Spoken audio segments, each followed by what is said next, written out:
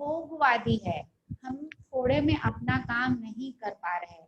जैसे हमें घर में डाइनिंग टेबल भी चाहिए, सोफा सेट भी चाहिए, टीवी भी चाहिए, और टीवी जो है वो 32 इंच का नहीं चलेगा या 18 इंच का, हमें 42 इंच और उससे बड़ा टीवी चाहिए।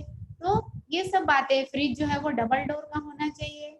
इन सब बातों से भी समाज के लोग एक दूसरे की नकल करते हैं। उसके घर में है तो मेरे घर में क्यों नहीं है, हमारे पास भी होना चाहिए।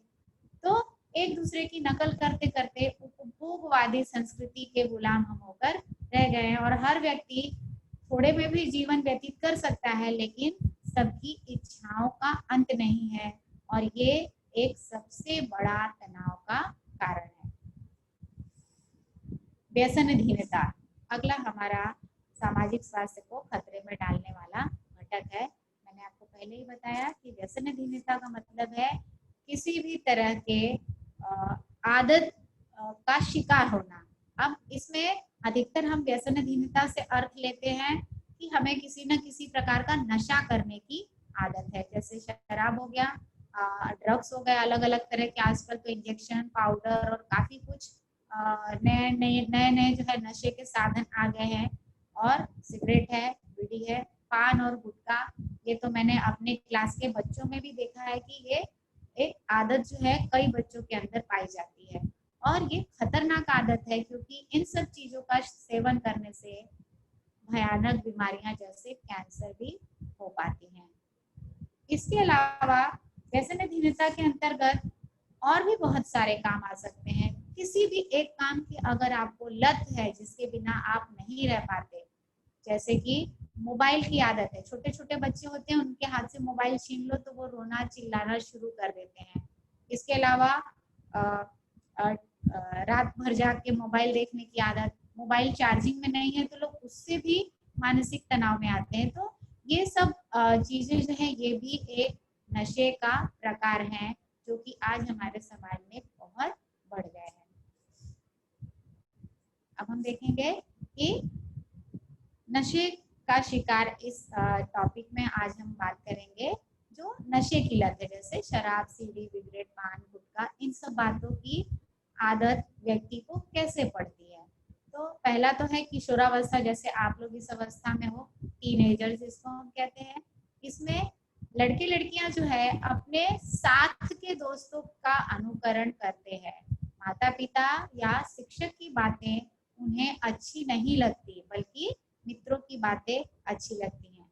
दूसरी बात है, इस अवस्था में हम अपने आप को प्रूफ करना चाहते हैं, हम अपने आप को बहुत ही स्ट्रांग दिखाना चाहते हो। तो अगर किसी ने कह दिया कि अरे ये तो छोटा बच्चा है, ये तो सिगरेट ही नहीं पीता, तो हम उसकी बात को गलत साबित करने के लिए उस आदत का शिकार हो जाते हैं।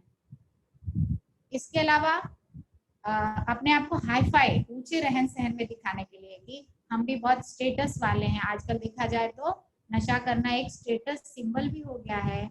और साथ ही में कभी कभी घर में अगर माता पिता में से भी कोई अगर नशे का शिकार है तो उन्हें देखकर बच्चों को भी ये आदत लग जाती है। अब ये आदत लग जाती है तो फिर ऐसा एक समय आता है कि अगर वो ना मिले तो व्यक्ति के व्यवहार में बदलाव आने लगता है। वो चिड़चिड़ा हो जाता है, चोरी करना, नशे को पूरा करने के लिए वो किसी भी हद तक गिर जाते हैं, जिसे कि हम कहते हैं व्यसनहीनता या फिर एडिक्शन। ये वर्ड आपने सुना होगा, ड्रग एडिक्शन या किसी भी तरह का एडिक्शन। अब इसके दुष्परिणाम क्या होते हैं?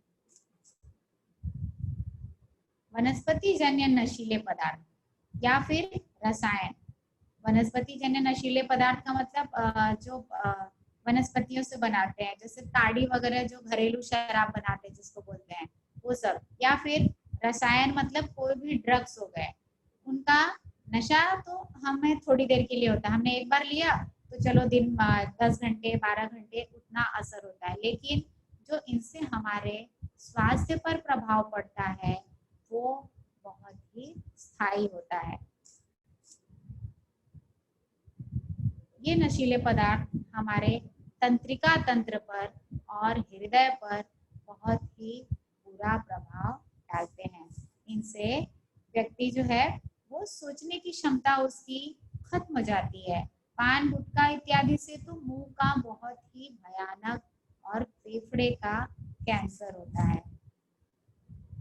अल्कोहल जो है किसी भी प्रकार की शराब में हो, इसमें तंत्रिका तंत्र, विशेषतः मस्तिष्क और यकृत, यकृत यानी लीवर जिसे हम कहते हैं, उसकी कार्य क्षमता को कम कर देता है और मनुष्य की आयु कम हो जाती है, अर्थात वो जल्दी मर जाता है।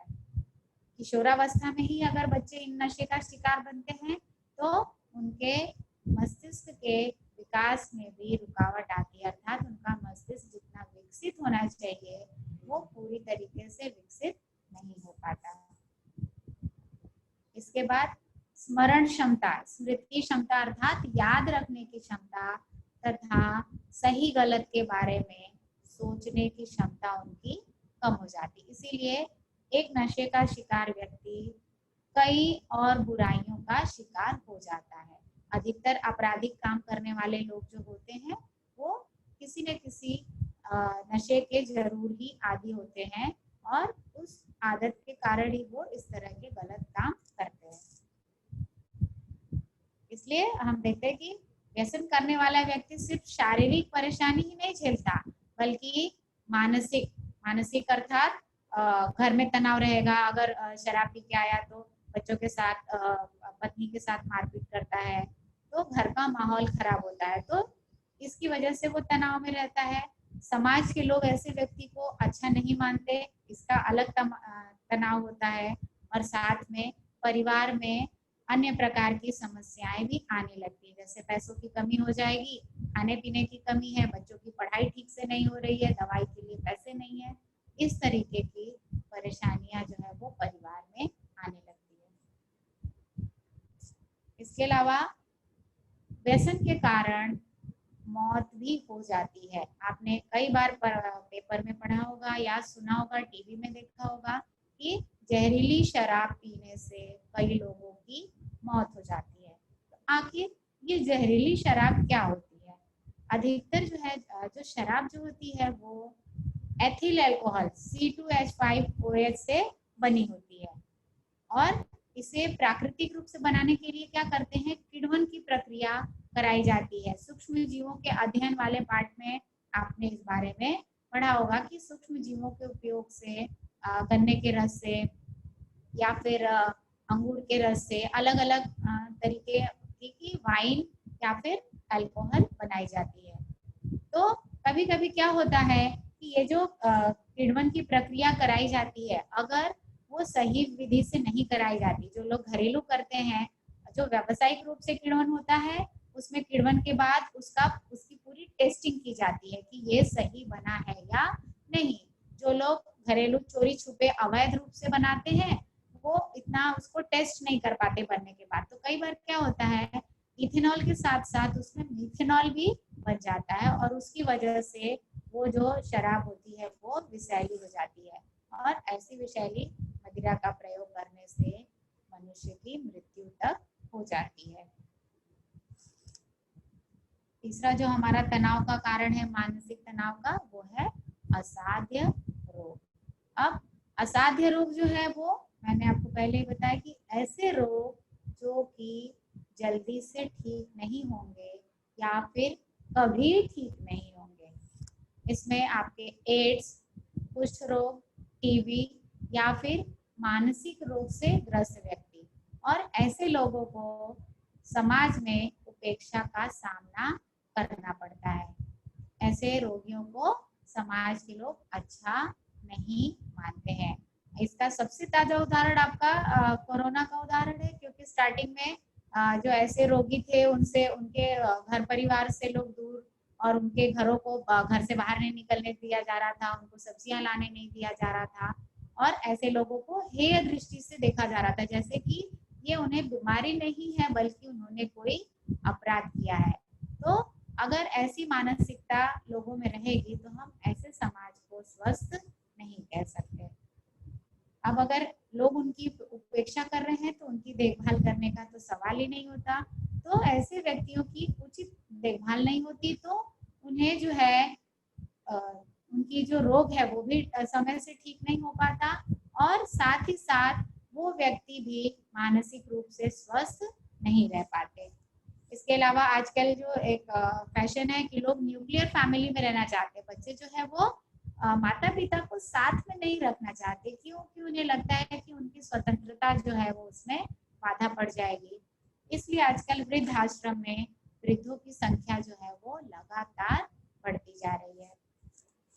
और ये सभी बातें किसी भी तरह से सामाजिक स्वास्थ्य के लिए ठीक नहीं है। सामाजिक स्वास्थ्य हम अच्छा कब कहेंगे, जब समाज के लोग एक दूसरे के साथ प्रेम और परस्पर भाईचारे की भावना के साथ रहें। ऊंच नीच, भेदभाव, जात पात के आधार पर लड़ाई झगड़े, ये सब जिस समाज में रहेंगे उस समाज को हम कभी भी एक स्वस्थ समाज नहीं कह सकते। अगला हमारा जो टॉपिक है वो है प्रसार माध्यमों और अत्याधिक तकनीकों का अधिक उपयोग। प्रसार माध्यम अर्थात आपके जितने भी संचार के माध्यम है, जैसे टीवी है, इंटरनेट है, आपके मोबाइल है, लैपटॉप है, इसमें आप किसी भी तरीके के मीडिया जो है उसका आप समझ सकते हो उपयोग। अब आपके पास सामने चित्र है, इसमें ईयर 1998 का और 2017 का ये दो अलग अलग चित्र दिए हैं। पहले चित्र में आप देखोगे तो माँ जो है वो अपने बच्चे को घर के बाहर से अंदर की ओर खींच रही है कि अब आपको पढ़ने के लिए घर में आना है। ठीक है, ये कब की बात है, बहुत पुराने समय की, जबकि संचार माध्यम और मोबाइल लैपटॉप इतने ज्यादा या बिल्कुल ही अवेलेबल नहीं थे। कम से कम आम व्यक्ति के लिए तो नहीं थे। कंप्यूटर तब रहा करते थे पर वो ऑर्गेनाइजेशन में होते थे, कंपनीज में होते थे, किसी के घर में नहीं होते थे। तो उस समय हमारे मनोरंजन का साधन क्या था कि हम बाहर जाकर दोस्तों के साथ खेलते थे। लेकिन आज के समय में क्या हो गया है कि घर में टीवी आ गई है और टीवी पर दिन भर कोई ना कोई कार्यक्रम आते रहता है। इसके अलावा मोबाइल है, मोबाइल में इंटरनेट की सुविधा है, उसमें आप वीडियो देख सकते हो, कॉल कर सकते हो, और जितना आप सोच सकते हो आप सब इससे परिचित हो, हम इससे बहुत सारे काम कर सकते हैं। तो इसलिए हम घर से बाहर जाना नहीं चाहते।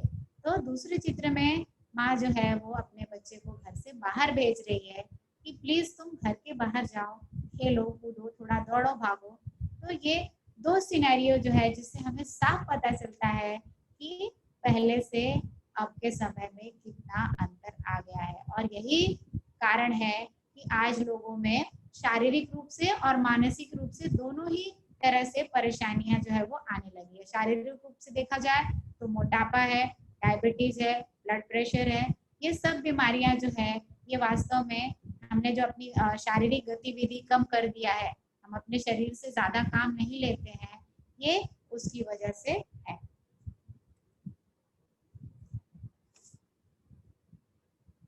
अब प्रसार माध्यम और आधुनिक तकनीक का अत्यधिक उपयोग जो है वो सामाजिक स्वास्थ्य की दृष्टि से चिंताजनक विषय है। चित्र में आप देख सकते हो कि बच्चा खाना खा रहा है फिर भी वो मोबाइल देख रहा है। तो ऐसी स्थिति में उसने क्या खाना खाया, उसके पेट में क्या गया, उसे कुछ ध्यान में नहीं है। तो मोबाइल फोन पर अगर हम घंटों समय व्यतीत करते हैं तो हमारे आसपास क्या चल रहा है हमें पता नहीं चलता। आपने बहुत सारी घटनाएं सुनी होंगी कि व्यक्ति मोबाइल में व्यस्त था और उसका एक्सीडेंट हो गया, कार से, ट्रेन से।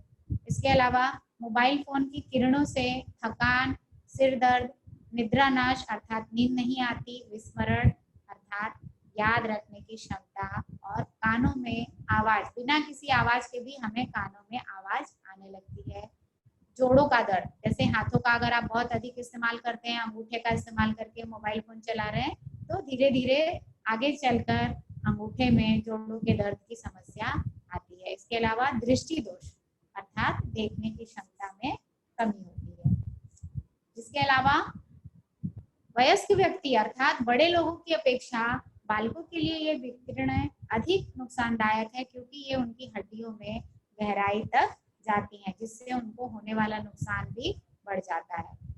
फिर उसके बाद ऐसे व्यक्ति जो है समुदाय के अन्य व्यक्तियों से बातचीत नहीं करते, सिर्फ स्वयं के बारे में सोचते हैं और स्वयं का ही ध्यान रखते हैं, अन्य लोगों के प्रति उनका ध्यान नहीं रहता। पहले हम जब ट्रेन में या कहीं बाहर जाते थे तो अपने सहयात्री से बात करते थे, लेकिन अब क्या होता है, सब लोग अपने अपने मोबाइल में बिजी रहते हैं और रास्ता कब बीत जाता है पता ही नहीं चलता। साथ में कौन चढ़ा, उसने वो कहाँ का था, या फिर ऐसी मुलाकात का क्या असर होता था कि हम दूसरे जगह के, दूसरे प्रांत में रहने वाले लोगों के रहन सहन के बारे में जानते थे, लेकिन अब ऐसा नहीं होता। अब अगर ऐसा व्यक्ति रहेगा तो वो जरूरत पड़ने पर ना तो वो किसी की मदद करते हैं और ना ही जब उन्हें जरूरत पड़ती थी तो कोई उनकी मदद करता। अर्थात व्यक्ति जो है वो स्वयं में सीमित होकर रह गया है। अगली बात आती है बच्चों की। बच्चों पर जो है इन बातों का बहुत बुरा असर पड़ता है। जैसे बच्चे कार्टून फिल्म देखते हैं तो उसके कलाकारों जैसी नकल करते हैं।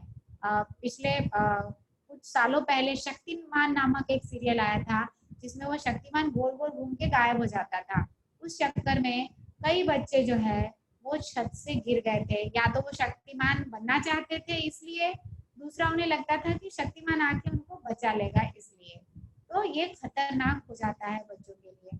इसके अलावा जो आजकल बैटल गेम है, पबजी है और कार रेसिंग और क्या कॉल ऑफ ड्यूटी, ऐसे सब गेम्स जो है ये खेलते हैं, तो बच्चों को नहीं लगता, आप किसी भी बच्चे से कहोगे तो वो कभी ये नहीं स्वीकारेगा कि इसकी वजह से उसके मस्तिष्क में कोई बदलाव आएगा, लेकिन वास्तव में उन्हें पता भी नहीं चलता और उनकी मानसिक स्थिति में परिवर्तन आ जाता है।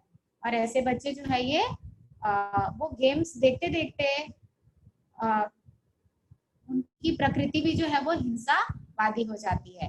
इसके अलावा हमारा बहुत सारा समय यहाँ पर नष्ट होता है। और आपको शायद पता होगा ब्लू व्हेल नामक गेम था जिसके कारण हमारे भारत में भी कई बच्चों ने अपनी जान गंवा दी थी।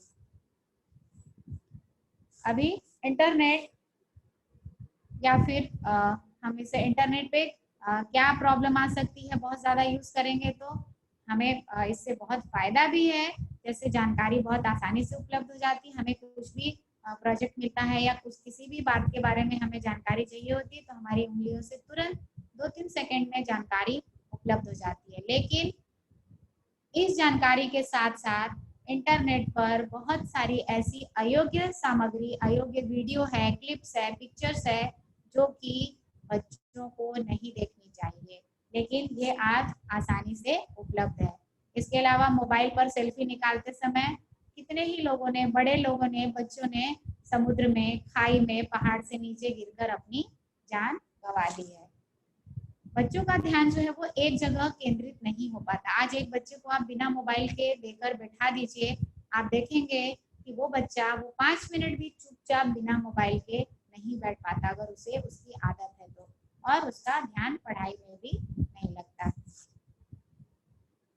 आजकल लोग रास्ते में अगर किसी की दुर्घटना हो गई है तो लोग उसको मदद करने के बजाय फटाफट अपना मोबाइल निकालते हैं, वीडियो बनाते हैं और फेसबुक और व्हाट्सएप पे भेजने लगते हैं।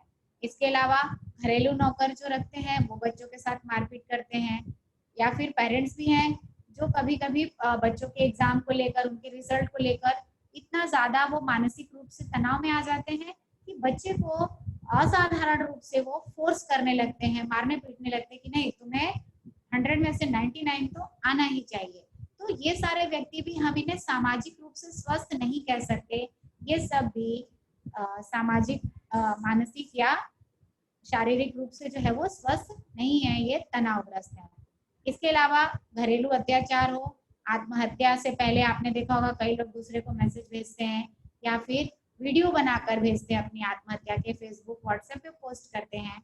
ये लोग वास्तव में देखा जाए तो मानसिक रूप से बीमार है और ये सिर्फ दूसरों की सहानुभूति के लिए ऐसा करते हैं। इसलिए हमें सावधान रहना है, हमें इन चीजों का उपयोग अपनी सुविधा के लिए करना है, हमें इनका सर्वेंट नहीं बनना है, हमें इनका जो काल का ग्रास नहीं बनना है। हमें इन माध्यमों का सकारात्मक रूप से उपयोग करना चाहिए और जितनी आवश्यकता है उतना ही उपयोग करना चाहिए।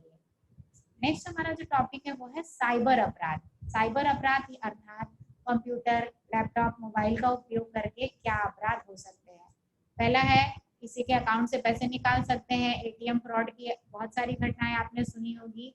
इसके अलावा किसी के बारे में गलत खबर भेजना, किसी लड़की के अश्लील चित्र भेजना, भड़काऊ संदेश भेजना, ये सब दुरुपयोग साइबर अपराध के अंदर आते हैं। इन माध्यमों के द्वारा हम अपने आचार विचार बहुत आसानी से भेज सकते हैं दूसरे को, लेकिन साथ साथ हमारी व्यक्तिगत जानकारी भी लोगों तक पहुंच जाती है, जिसके कारण व्यक्ति को आर्थिक नुकसान भी पहुंचता है। जैसे कि बैंक से पैसे निकल गए, अकाउंट से हमने कोई एक चीज खरीदने जा रहे थे और हमारे पैसे किसी और के अकाउंट में चले गए। साथ ही साथ अगर किसी व्यक्ति को किसी का नंबर मिल जाता है तो वो फोन करके उसे परेशान कर सकता है। तो इस तरह से व्यक्ति को मानसिक तनाव का सामना करना पड़ता है। इसके अलावा कंप्यूटर वायरस के माध्यम से हम किसी का भी मोबाइल या फिर कंप्यूटर जो है वो बंद कर सकते हैं या खराब कर सकते हैं। तो ये सारी चीजें जो है ये साइबर अपराध के अंतर्गत आती है। इसके अलावा ये टॉपिक एक्चुअली हम पहले भी डिस्कस कर चुके हैं। सेल्फिसाइड ये एक नया वर्ड है जो कि जैसे लोग अपनी आत्महत्या करते हैं तो हम उसे इंग्लिश में क्या कहते हैं, सुइसाइड। और ये सेल्फिसाइड अर्थात व्यक्ति सेल्फी लेते लेते ही अपनी जान गंवा बैठते हैं। तो चित्र खींचिए, अच्छा खींचिए, लेकिन ऐसी जगह पर खींचिए जहां पर आपकी जान जाने का खतरा ना हो। अब हम देखेंगे कि हम इस तनाव का प्रबंधन कैसे कर सकते हैं। पहला है, दोस्त, मित्र, सहेलियों के साथ समय व्यतीत करना चाहिए। भाई बहन, शिक्षक, इनके साथ समय बिताना चाहिए। इनसे अपने मन की बातें शेयर करनी चाहिए। अपने मन की बातें कह देने से जो बात पहले बहुत बड़ी लगती है वो वास्तव में हमें उतना परेशान नहीं कर सकती। अगर आप किसी से कह नहीं सकते तो डायरी में लिख सकते हैं। तनाव प्रबंधन के लिए आजकल अगर आप सुबह सुबह गार्डन में चले जाइए तो बहुत सारे लोग एक साथ हाथ उठाकर हंसते हुए दिख जाएंगे। इन्हें हम कहते हैं, ये नई संकल्पना है और इसे हिंदी में हास्य मंडल या फिर इंग्लिश में लाफिंग क्लब कहा जाता है। और इसके सदस्य जो है वो जोर जोर से हंसते हैं और ये तनाव को कम करने में काफी मददगार होता है। इसके अलावा अपनी रुचि के काम करने चाहिए। अगर आपको कुछ कलेक्शन करने का शौक है वो कीजिए, फोटो निकालिए, पुस्तकें अपने पसंद की पढ़िए, चित्र, रंगोली, नृत्य, इस तरह की जो भी बातें आपको खुशी देती हैं, आपको पसंद है, ये करके भी हम अपना मानसिक तनाव कम कर सकते हैं। मनपसंद संगीत सुनना, संगीत जो है वो तनाव दूर करने का एक बहुत अच्छा साधन है। आप जिस भी तरीके से संगीत का आनंद ले सकते हैं, गाकर, सुनकर, कोई वाद्य बजाकर, हम इनका आनंद ले सकते हैं और अपना तनाव दूर कर सकते हैं। इसके अलावा खेल खेल जो है ये हमारे जीवन में बहुत ही महत्वपूर्ण है तनाव दूर करने के लिए। शारीरिक खेल अगर हम खेलते हैं, खो खो, कबड्डी, क्रिकेट, तो इससे एक तो हमारे शरीर में भी ताकत आती है और दूसरा हम मानसिक रूप से भी स्वस्थ बनते हैं, नियमों का पालन करना सीखते हैं, एक साथ मिलकर एक दूसरे से काम करना सीखते हैं और हमारा अकेलापन दूर होता है। इसके अलावा नियमित रूप से व्यायाम या एक्सरसाइज करना, योगासन, सर की मालिश करना, प्राणायाम, संतुलित और पौष्टिक आहार लेना, ये सब मानसिक तनाव दूर करने में सहायक होता है। ध्यान करना अर्थात एक जगह शांत होकर एकांत में बैठना, आंखें बंद करके, जिसे हम ध्यान कहते हैं, इससे भी हमारा मन एकाग्र होता है और सकारात्मक होता है। सकारात्मक होने का अर्थ है कि हम बातों को सही तरीके से सोच पाते हैं। समय का प्रबंधन, अपना काम समय से पूरा करना, आज का काम कल पर नहीं टालना, ऐसा करके भी हम अपना तनाव बहुत कम कर सकते हैं। और जिस व्यक्ति के अंदर तुरंत निर्णय लेने की क्षमता है, ऐसे ही व्यक्ति जो है वो समाज के लिए आदर्श व्यक्तित्व के रूप में सामने आते हैं। इसके अलावा अगर इन सभी उपायों से हमारा तनाव दूर नहीं होता तो जैसे शरीर में कोई परेशानी होने पर हम किसकी सलाह लेते हैं, डॉक्टर की, वैसे ही अगर हमें कुछ मानसिक परेशानी है तो भी हम डॉक्टर की सलाह ले सकते हैं।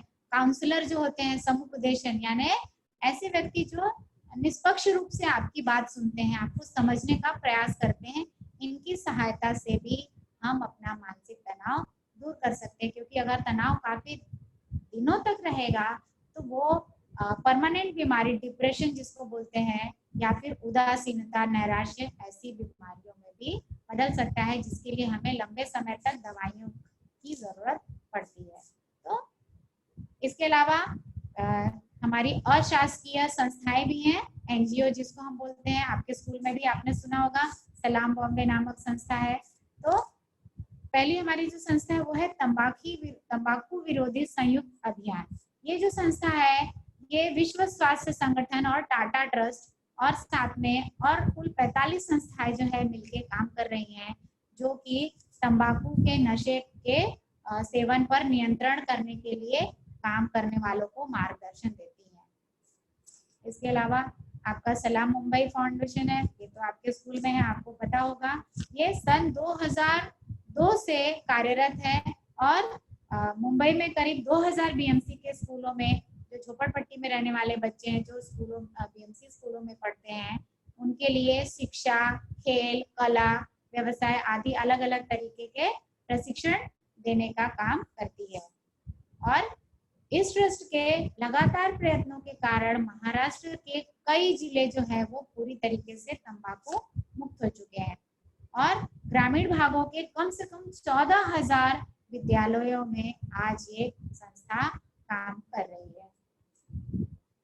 इसके अलावा शासन के प्रयत्न और योजनाएं में आता है कि किसी भी तरीके की परेशानी होने पर, बच्चों के लिए स्पेशली, आपको कोई भी समस्या हो, उसके लिए शासन की तरफ से हेल्पलाइन चलाई जाती है, या फिर पुलिस या समुपदेशक अर्थात काउंसलर भी हैं जो आपकी समस्याएं दूर करने में आपकी मदद कर सकते हैं। और हमारे महाराष्ट्र के लिए जो चाइल्ड लाइन है वो है 1098।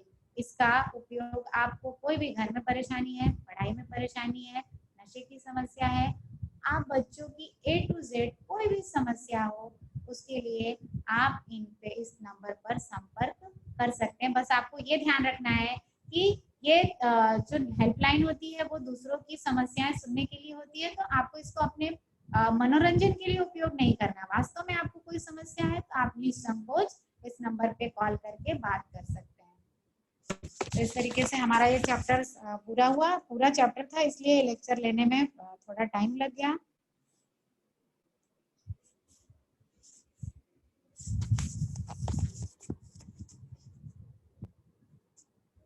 आप लोगों को कुछ पूछना है बच्चे लोग?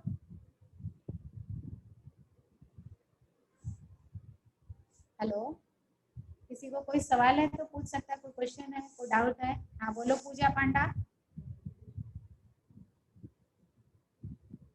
पूजा पांडा।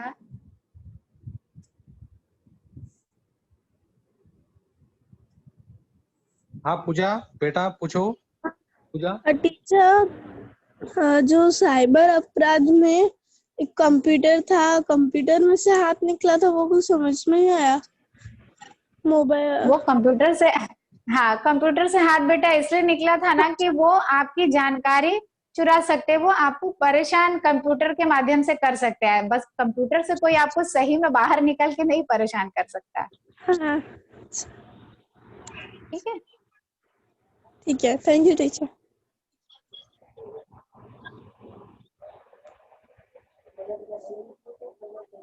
और कोई, किसी और को कुछ क्वेश्चन पूछना है? ना, नहीं। और किसी को पूछना है? हेलो, और किसी को पूछना है कुछ क्वेश्चन? बेटा हाथ ऊपर करो अपना।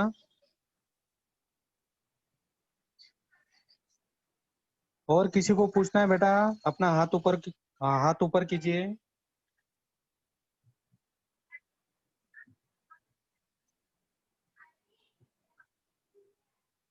हेलो, हाँ मैडम।